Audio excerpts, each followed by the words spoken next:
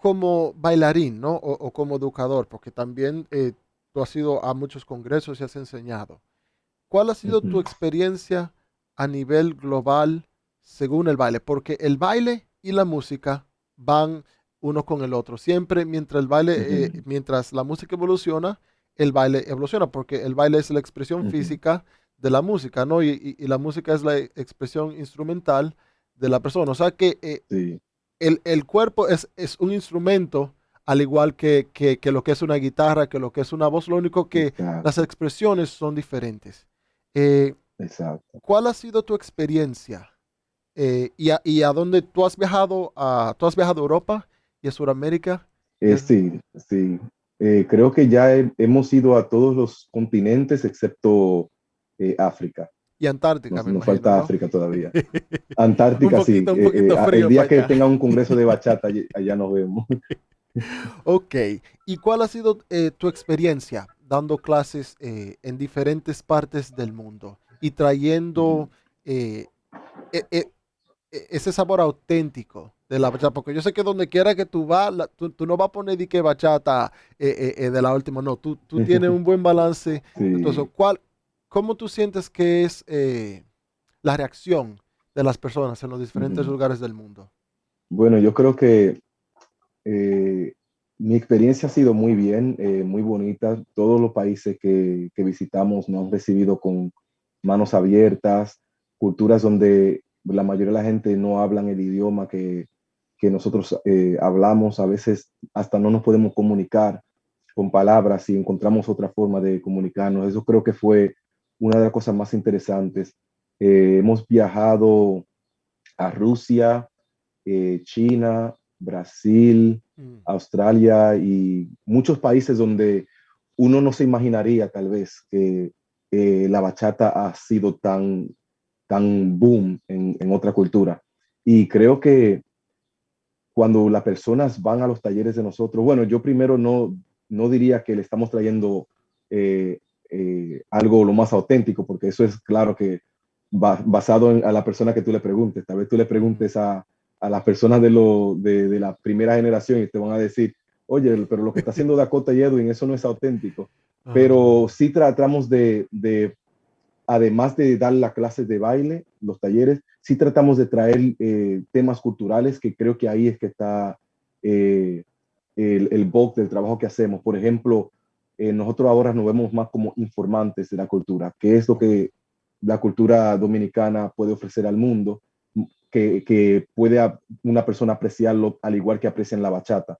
Y todos los países de verdad que han sido una experiencia súper distinta en términos de las barreras, la comunicación, pero lo que sí tienen todos en común es que no hemos ido a un país donde no sentimos un gran aprecio por la cultura dominicana, Ok. de las personas que vienen a los talleres. Y creo que eso es lo que nos motiva y nos mantiene haciendo ese tipo de trabajo. Y hay países como Rusia y Australia que no han traído ya 4 o 5 veces. Y ahí es que tú sabes de verdad que no es una cosa de un tiempo, de una sola vez, de que es algo que sigue desarrollándose en ese país. Si yo no me equivoco, tú hiciste en YouTube algo que tiene que ver con Showcast. Era en el canal de YouTube que tú estabas Ah, enseñando sí, Howcast. Sí, eso Howcast. fue hace un tiempo con mi expareja Daniela y me invitaron a hacer una serie. Eso fue una serie durante la época donde todavía estaba desarrollándose la comunidad de bachata. En otras palabras, lo que se bailaba en ese tiempo era bachata moderna. Ok. Aquí en Nueva York, en la comunidad de la bachata. Pero si tú vas a Washington Heights o a los Sí. clubes del Bronx, ahí es que tú ves la cosa un poco más parecida a lo que se encuentra en el país. Y ellos nos invitaron a hacer una serie para que las personas que no conocen la bachata era para los no hablantes, personas que no hablan español, que no conocen la cultura latina, y entonces teníamos que encontrar, como tú dices, un balance entre lo que es algo cultural, pero de package, empaquetarlo de una manera de que una persona que no conoce esa cultura le pueda llegar un poco más rápido o más con más entusiasmo y carisma de las cosas que ellos conocen. Y fue súper interesante porque los dos nos encontramos como en una batalla, como, wow, ¿qué vamos a hacer aquí? Porque no queremos más representar la cultura, pero Claro. tampoco no queremos perder a las personas. Y eso fue interesante. Creo que el 2011 creo que fue eso, de Howcast. Oso, hace ya. Te iba a preguntar eso, sí. Sí, O sea que parece que la era en la que a nosotros nos tocó poner nuestra parte es más o menos en esa, ¿no? Del sí. 2007, 2008 hasta ahora en adelante. Y entonces, Y creo que esa fue la parte, creo que fue interesante para nosotros porque no imaginábamos en ese tiempo, imagínate tú allá en esos años, imaginarte lo que la bachata se convertiría hoy.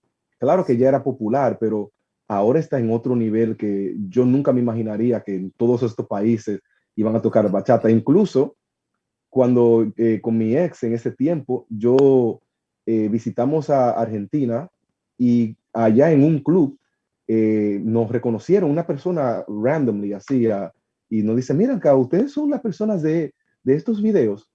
Y una persona nos dijo, mira, yo no sé qué fue lo que pasó aquí en Argentina con la bachata, porque hace 2 años aquí nunca se escuchaba. pero explotó Y ahora, en...